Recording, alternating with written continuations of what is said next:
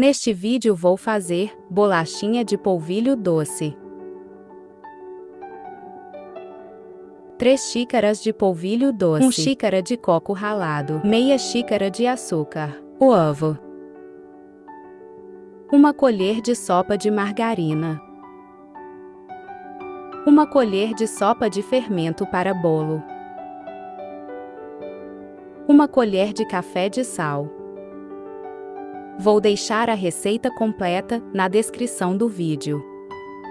Vou assar no forno pré-aquecido a 180 graus por 25 minutos.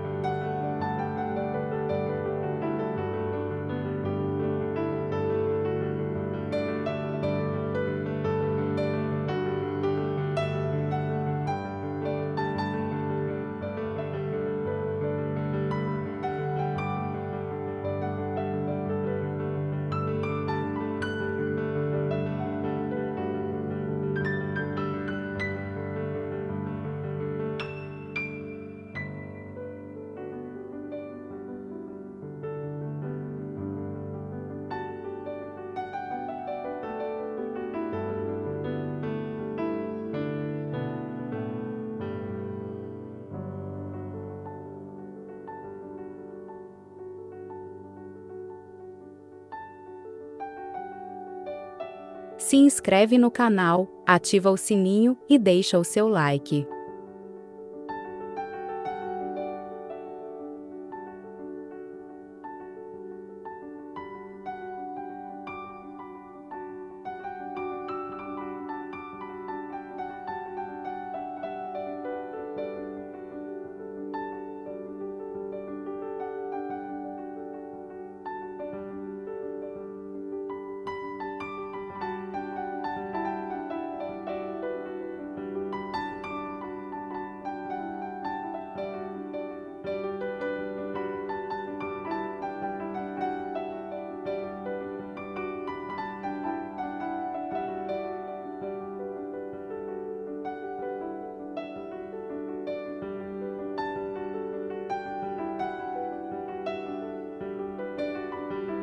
Bolachinhas assadas. Crocante por fora, macia por dentro.